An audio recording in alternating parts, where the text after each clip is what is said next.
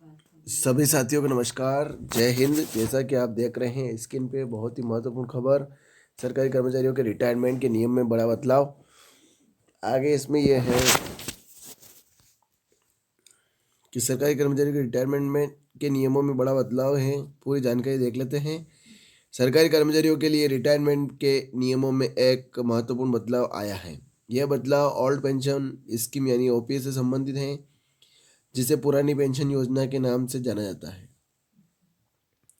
इस बदलाव का उद्देश्य सरकारी कर्मचारियों के भविष्य को सुरक्षित करना और उन्हें बेहतर वित्तीय सुरक्षा प्रदान करना है। इस लेख में हम ओपीएस में हुए बदलावों के बारे में विस्तार से जानकारी देंगे।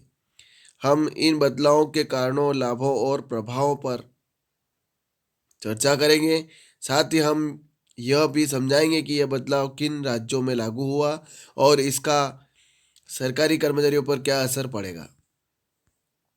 ओल्ड पेंशन स्कीम यानी ओपीएस क्या है?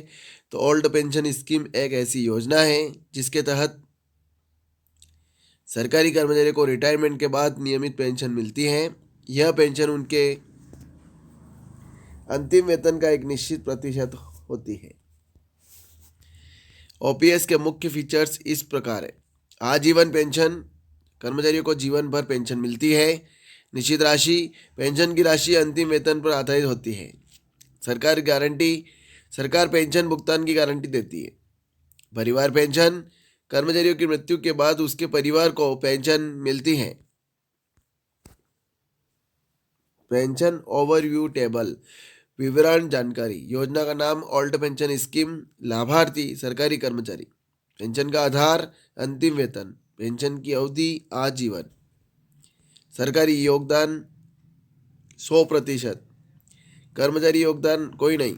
लागू होने की तिथि 1 जनवरी 2004 से पहले नियुक्त कर्मचारी। परिवार पेंशन उपलब्ध। ओल्ड ओपीएस रूल्स चेंज, नए नियम क्या है? कुछ नियम बदले हैं, तो नए नियम में क्या है? तो हाल ही में कुछ राज्य सरकारों ने ओपीएस को फिर से लागू करने का फैसला किया है। यह एक बड़ा बदलाव है क्योंकि 2004 में इसे नई पेंशन स्कीम यानी न्यू एनपीएस से बदल दिया गया था। नए बदलावों में शामिल है ओपीएस की वापसी, कुछ राज्यों ने ओपीएस को फिर से लागू किया है। एनपीएस से ओपीएस में स्विच, कर्मचारियों को एनपीएस से ओपीएस में स्विच करने का विकल्प दिया गया है। राज्य विशिष्ट नियम, हर राज्य ने अपने खुद के नियम बनाए हैं। योगदान मापदंड, ओपीएस के लिए योग्यता के नए नए मापदंड तय किए हैं। ओल्ड पेंशन स्कीम के बारे में देख लेते हैं। किन राज्यों ने ओपीएस को बहाल किया है? तो कुछ राज्यों ने ओल्ड पेंशन स्कीम को फिर से बहाल लागू करने का फैसला किया है। ये राज्य राजस्थान, छत्तीसगढ़, झारखंड, पंजाब, हरियाणा। इन राज्यों ने अपने कर्मचारियों के लिए ओपीएस को फिर से शुरू किया है। हालांकि हर राज्य के नियम अलग अलग हो सकते हैं। ओपीएस वर्सेस एनपीएस क्या है अंतर? इन दोनों में अंतर किस प्रकार से है? तो ओल्ड पेंशन स्कीम और न्यू पेंशन स्कीम में कुछ महत्वपूर्ण अंतर है। पेंशन की गारंटी, ओपीएस में पेंशन की गारंटी सरकार देती है, जबकि एनपीएस में यह बाजार पर निर्भर करता है। योगदान, ओपीएस में कर्मचारियों को कोई योगदान नहीं देना पड़ता है, जबकि एनपीएस में कर्मचारी और सरकार दोनों योगदान देते हैं। पेंशन की राशि, ओपीएस में पेंशन अंतिम वेतन पर आधारित होती है, जबकि एनपीएस में यह निवेश के प्रदर्शन पर निर्भर करती है।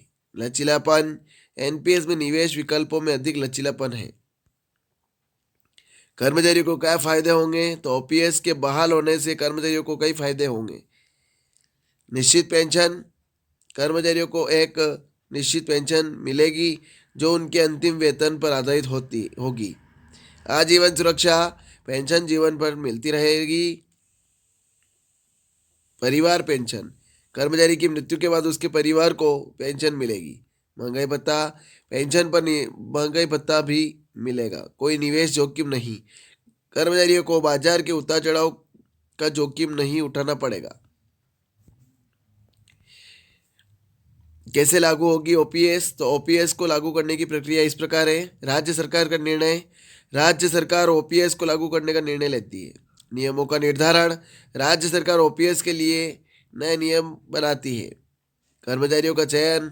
योग्य कर्मचारियों का चयन किया जाता है। एनपीएस से ओपीएस में स्थानांतरण। एनपीएस में जमा राशि को ओपीएस में स्थानांतरित किया जाता है। नई नियुक्तियां। नए नियुक्त कर्मचारियों के लिए ओपीएस लागू होता है।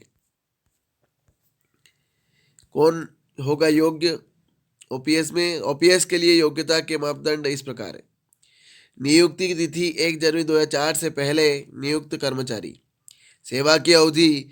कुछ राज्यों में न्यूनतम सेवा अवधि की शर्त हो सकती है। कर्मचारी का प्रकार। स्थायी सरकारी कर्मचारी। राज्य विशिष्ट नियम। हर राज्य के अपने नियम हो सकते हैं। सरकार और अर्थव्यवस्था पर क्या असर पड़ेगा?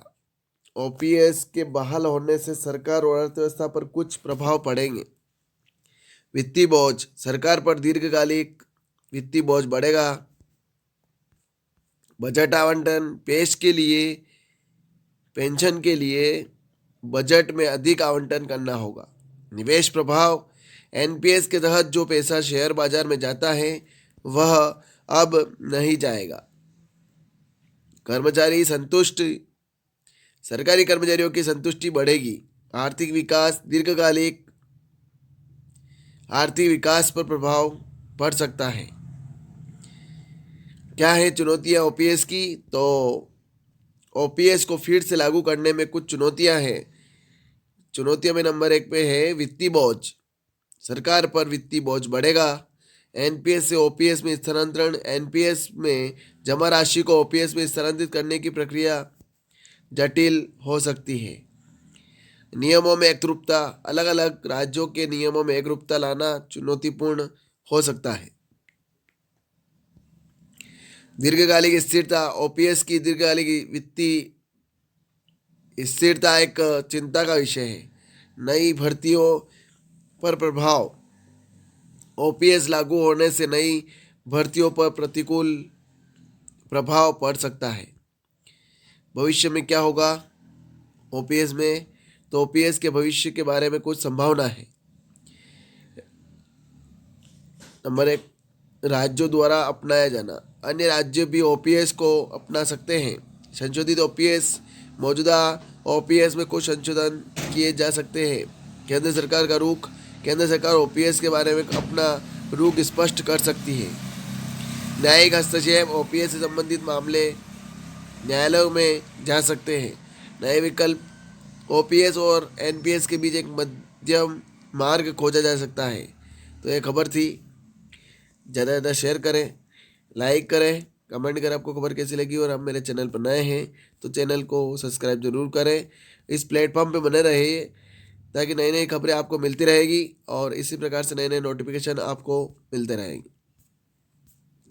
जय हिंद, जय भारत।